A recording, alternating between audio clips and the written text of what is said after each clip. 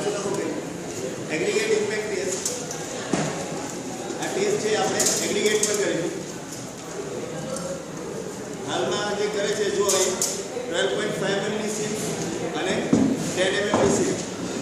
12.5 mm ની સીમમાંથી material જે પસાર થશે અને 10 mm ની સીમની ઉપર જે મટીરીયલ રિટેન થશે એ મટીરીયલ આપણે સેમ્પલ તરીકે લેવાના છે. બરાબર? એટલે અત્યારે આપણે સીમ ચેક કરીશું.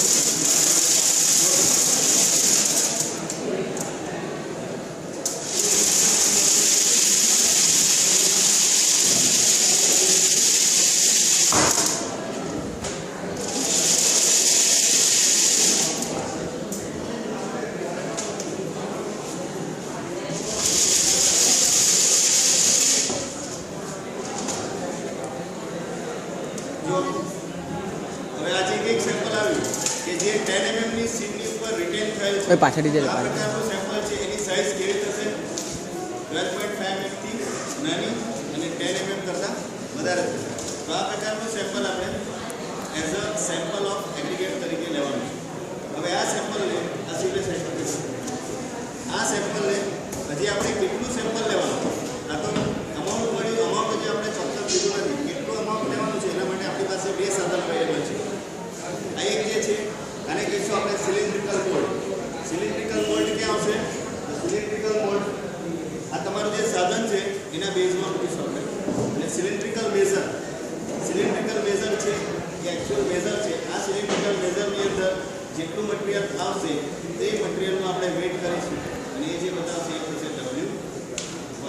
ક્લિયર? બરાબર? તો આ W1 મેળવવા માટેની મેથડમાં શું આવશે?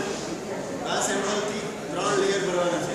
ટેમ્પિંગ રાઉન્ડ કે ટેમ્પિંગ રાઉન્ડ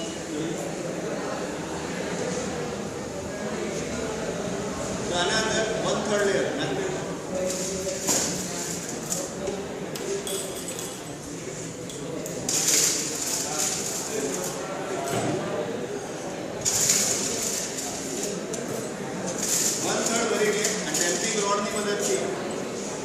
કેટલા સ્ટ્રોક મારવાના છે? 25. 25 સ્ટ્રોક અપ્લાય કરીએ. ફરી લેયર ફિલ કરો. હવે 2/3 લેયર બરાબર. 2/3 ભાગનો પોર્શન એટલે 66% પોર્શન આપણે ફિલ કરીશું અને ત્યારબાદ બીજા 25 સ્ટ્રોક્સ એપ્લાય કરવામાં આવશે. બરાબર?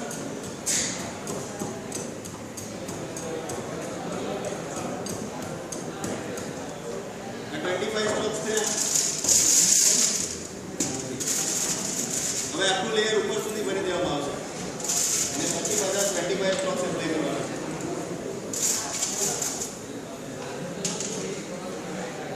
ઓકે હજી તો લેયર ને 25 સ્ટ્રોક્સ નાખી.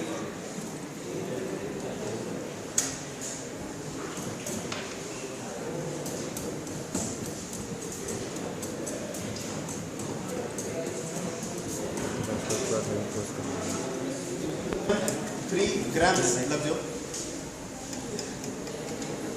હવે આ W1 સેમ્પલ છે એ W1 સેમ્પલને આપણે સિલિન્ડ્રિકલ મોલ્ડની અંદર, પણ આ સિલિન્ડ્રિકલ મોલ્ડની પોઝિશન ક્યાં આવશે?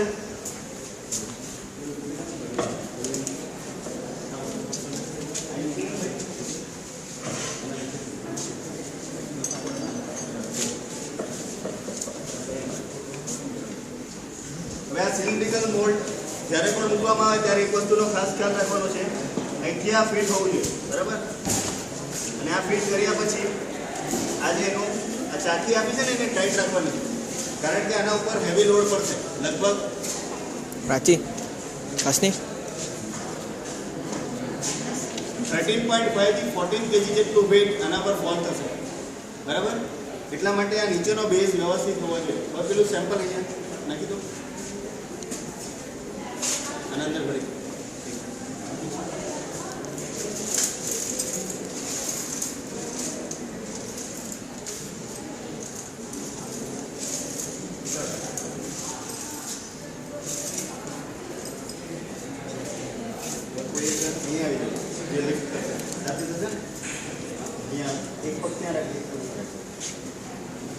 હવે આના અંદર આપણે મટીરીયલ ભરી દીધું છે. બરાબર છે? હવે આ હાઈટ જે છે તમારી હાઈટ કેટલી છે? 380 mm. બરાબર? +or -5.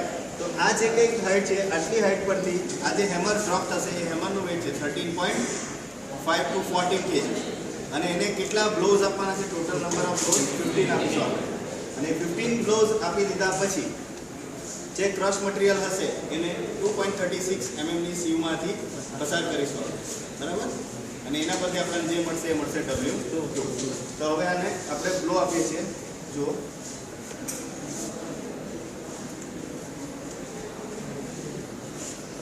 આ પોઇન્ટર જે છે આ જો આ નીચે જે જાય છે ને આ સ્ક્રૂ નીચે જાય છે એ સ્ક્રૂ પર આ પોર્શન હિટ થશે અને આ નીચે જશે હવે આ જે કંઈક તમારું સાધન છે એગ્રીગેટ ઇમ્પેક્ટ ટેસ્ટિંગ મશીન એનું અહીંયા લોકિંગ સિસ્ટમ આપું છું કે જ્યારે પ્રેક્ટિકલ કરો ત્યારે આને કાઢવાનું હોય છે હા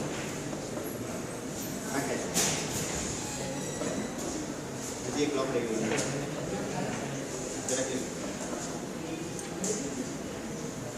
હવે આને તું ઉપર લિફ્ટ કરશે ને બ્લો નંબર 1 આ પ્રમાણે કેટલા બ્લો આપવાના છે 50 હવે નીચે લઈ જાય ધીમેથી ઉપર લિફ્ટ કરીને લાવ પકડ 2 કરી ગણજો હા બ્લો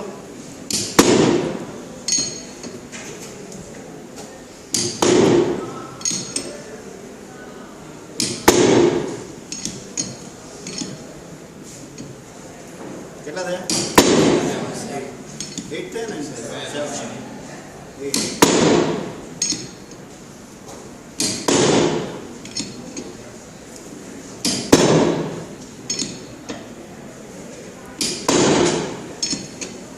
15 બ્લો પછી મટીરીયલ કયું લેવાનું છે આપણે પાસિંગ થ્રુ 2.36 mm સીવ 2.36 mm ની સીવમાંથી આમાંથી કેટલું પસાર થાય છે એનું વજન એ તમારો W2 થશે બરાબર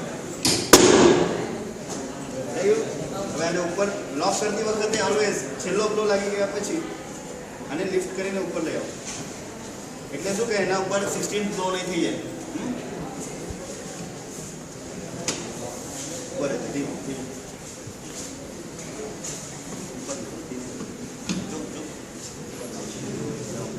નીચે લાવવાનું બરાબર બરાબર